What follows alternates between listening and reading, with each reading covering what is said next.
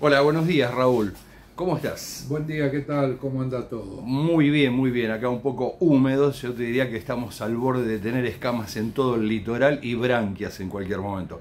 Y bueno, queríamos preguntarte cómo estás viendo todo, dónde crees que para hacer un análisis aproximado a lo que es la realidad habría que enfocarse. Bueno, suceden cosas a las que no estamos acostumbrados. Estamos viviendo una profunda recesión con pérdida de poder adquisitivo, con baja de consumo, los jubilados muy atrasados en sus ingresos, el desempleo aumenta, se dice que para fin de mes se va a producir en la administración pública una gran reducción de personal. Aparte, con gente que ha hablado de distintos organismos del Estado, la orden es reducir la cantidad de gente que tienen. A pesar de eso, la imagen positiva del presidente Javier Milei está en el orden del 50%, 50 puntos. Y la aprobación de gestión de gobierno en el mismo orden, por lo menos a principio de este mes. Vamos a ver qué pasa a principio del mes próximo. ¿Por qué está sucediendo esto? Mira, acá, en este momento la sociedad argentina está dividida entre los que votaron a Milei y los que no votaron a Milei. Del otro lado no hay un nombre. Los que votaron a Milei miran a Milei. Los que no votaron a Milei también miran a Milei.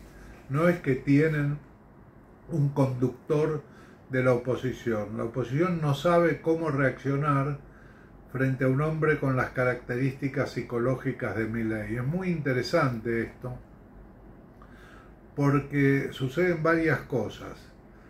Los que votaron a Milei en los grupos focales te dicen, bueno, algo había que hacer, la estamos pasando mal, este no es un buen momento, pero no podíamos seguir como estábamos y seguramente en el futuro vamos a estar mejor. Los que no votaron a Milei te dicen, bueno, las cosas no podían seguir como eran antes, pero esto es insoportable, esto en cualquier momento revienta, esto así acaba, esto la gente no va a soportar, esto se cae a pedazos.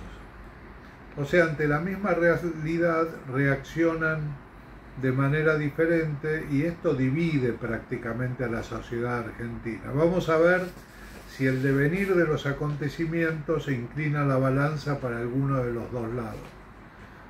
Incluso para aquella gente que dentro de la política o el sindicalismo piensan en la posibilidad de una salida legislativa y te hablan de Miguel Ángel Pichetto como que podría ser el Duhalde de esta época, yo diría que con alguien que tiene 50 puntos de imagen positiva eso es imposible, no es un camino viable, digamos.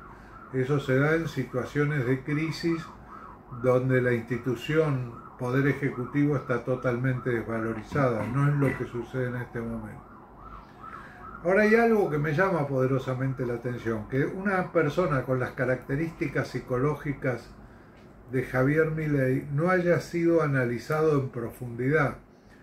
Javier Milei es un hombre que está acostumbrado a insultar, a denostar, tuitea varias horas por día, tuiteó en contra de periodistas como Marcelo Bonelli de Clarín, como Rodríguez Yebra de La Nación.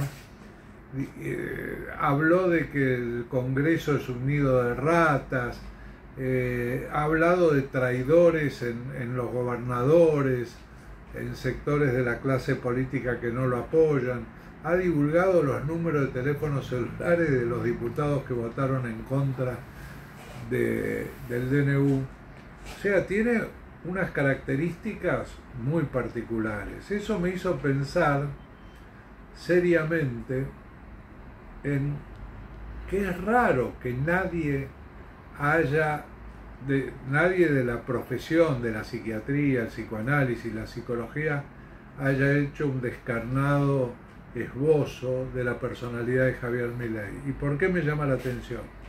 Porque hubo un caso muy particular, este es un libro que les recomiendo, que se llama El presidente Thomas Woodrow Wilson, un estudio psicológico, y está por Sigmund Freud este libro y por William Bullitt, que era un diplomático que conoció mucho a Wilson. Es muy interesante cosas que Freud dice en este libro. Después de hacer el estudio de alguien a quien Freud termina calificando como un fanático religioso por la cantidad de cosas que hizo, Freud se basaba en el conocimiento de los hechos y reportes periodísticos, mientras que Bullitt era un diplomático norteamericano que había trabajado con Wilson, o sea que le podía contar cómo reaccionaba Wilson. Pero yo quiero leer dos párrafos de este libro que yo creo que a mí me llamaron la atención. Esto está en el prólogo escrito por Freud, es decir, el prólogo al estudio que hicieron sobre Wilson. Sí. Freud dice: locos, visionarios, víctimas de alucinaciones, neuróticos y lunáticos han desempeñado grandes papeles en todas las épocas de la historia de la humanidad. Habitualmente han naufragado haciendo estragos, pero no siempre. Personas así han ejercido una influencia de gran alcance sobre su propio tiempo, etcétera, etcétera. Y dice: han sido capaces de alcanzar tales logros, por un lado, con la ayuda de la porción intacta de sus personalidades, es decir, a pesar de sus anormalidades, pero por otro lado son a menudo precisamente los rasgos patológicos de su personalidad, la unilateralidad de su desarrollo, el refuerzo anormal de ciertos deseos, la entrega a una sola meta sin sentido crítico y sin restricciones, los que les da el poder para arrastrar a otros tras de sí y sobreponerse a la resistencia del mundo. Yo te diría que Freud, esto lo hicieron entre la década del 20 y del 30, a pesar de que fue publicado mucho tiempo después, pero de alguna manera dentro de ese grupo describe las características de Javier Milei. Es interesante este libro porque recién fue publicado en el año 1967, es decir, 30 años después de que falleciera Freud. ¿Por qué? Porque Freud y Bullitt habían establecido que no lo iban a publicar hasta que no fallezca la segunda esposa de Wilson, que falleció a principios de la década del 60, creo. Bueno, indudablemente estamos frente a la presencia de un presidente de características de personalidad que la República Argentina nunca tuvo antes. Y como uno de sus dos ejes fundamentales es el ataque a la casta política que produzca un hartazgo en la sociedad anterior, en la sociedad en base a su performance anterior. El otro día me preguntaban cómo es posible que un hombre de un periódico italiano, cómo es posible que un hombre como Javier Milei haya sido elegido presidente. Y yo les decía que si el gobierno de Alberto Fernández y Cristina Kirchner hubiera sido un buen gobierno, eficiente, con una buena gestión, posiblemente Javier Milei seguiría siendo panelista de televisión, digamos. Pero bueno, el desastre anterior hizo que buscaran a alguien totalmente diferente a un político tradicional. Y da la casualidad que en el balotaje se enfrentan el político más tradicional, el más profesional de todos los políticos, que es Sergio Massa, versus Javier Milei, un amateur, un outsider, alguien que viene totalmente de afuera de la política y que la desprecia totalmente. Y el electorado se inclinó por Javier Milei. Este intríngulis, ¿no?, que se presenta y que parece ser de que también parece que tiene preocupada a la oposición, porque por caso el 22 de marzo el PJ va a ir a Ferro a ver si elige sus autoridades y si puede de alguna forma articular personas, ideas, proyectos. Es una de estas inconsistencias, pero al mismo tiempo imposibilidad de que la oposición vertebre una suerte de racionalidad hasta que se venza Milei o hasta que la propuesta sea tan superadora que esta personalidad ya no le diga más nada a la sociedad. ¿Cómo lo estás viendo? Pues yo creo que esto es como la Revolución Francesa. En la Revolución Francesa se decía l'Ancien Régime est mort. El régimen anciano anterior ha muerto. Acá el régimen anterior murió. Vos me decís, la Revolución Francesa fue dramática, sí, pasaron por la guillotina miles de personas que las podrías considerar gente de bien, es decir, personas equivalentes a las que ahora están pagando el costo del ajuste, pero de cualquier manera no se volvió al anterior. Yo ahora no creo que el peronismo tradicional pueda ofrecer una salida. Yo creo que la salida va a surgir a través o de una renovación total del peronismo, pero no solo de ideas, de personas básicamente. Porque vos fijate que en este momento hay gobernadores nuevos, jóvenes, algunos, menos jóvenes otros, como puede ser Yarlora en Córdoba, Puyaro en Santa Fe, como puede ser Torres en Chubut, o Rolo Figueroa en Neuquén.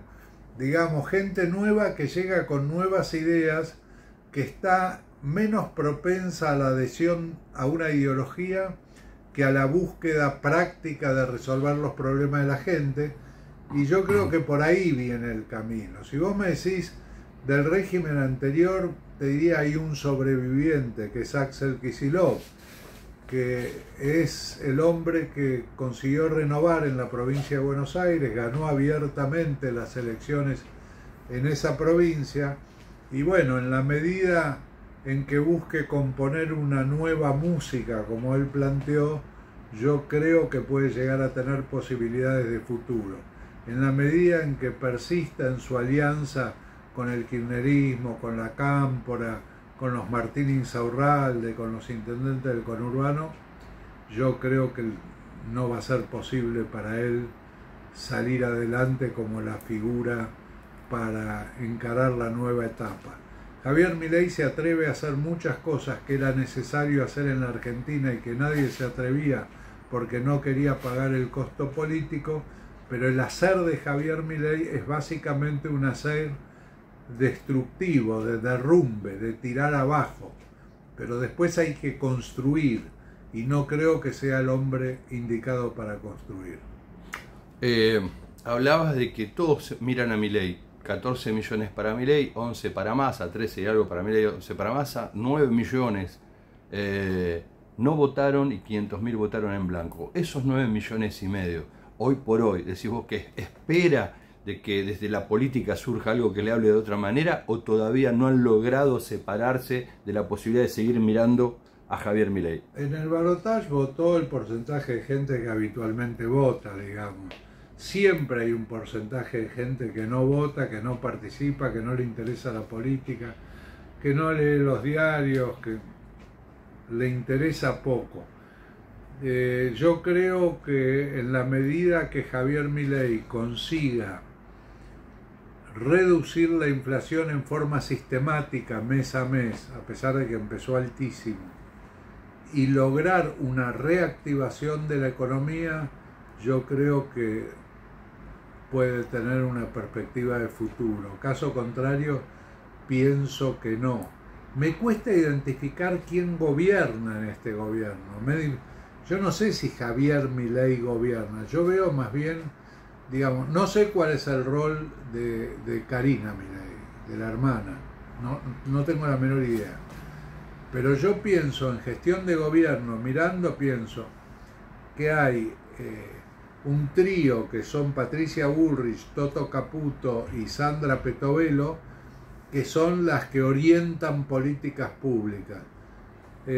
Y por otro lado, hay una persona que trata de orientar y mantener una cierta paz con el resto de la clase política, que es Guillermo Franco, pero que no siempre recibe el apoyo necesario, no tiene la contrapartida de poder ofrecer algo, digamos, va a negociar con muy poca espalda. Y del lado del sector dialoguista tenés un hombre con mucha experiencia y con mucha capacidad de diálogo, como es Miguel Ángel Pichetto, y bueno, eso es lo que puede ir manteniendo el barco a flote, la relación entre Francos y Pichetto, en la medida en que nadie se dedique a agujerear el barco, digamos, y a provocar que naufrague. Hoy la economía no define nada, entonces, digamos. Sí, sí, define. De persistir esta situación, no creo que este gobierno aguante, digamos. va a ir perdiendo apoyo, y en la medida que pierda apoyo, la política va a buscar soluciones diferentes, como puede ser una asamblea legislativa o una cosa de ese tipo. Vos fijate, hoy no existe el número necesario cualquier proceso empieza en diputados y hacen falta 2/3. La oposición no tiene 2/3 para empezar un proceso destituyente. Aparte que yo no creo que existan los motivos para eso, y la sociedad argentina todavía sigue apoyando en gran medida este gobierno. Vos fijate que del 56% de votos que obtuvo en el balotaje, hay solo un 10% de arrepentidos de haber votado a Milei. Entonces es lo que lo lleva a un 50% de aprobación de gestión. Muchas gracias, Raúl. No, al contrario, gracias a ustedes.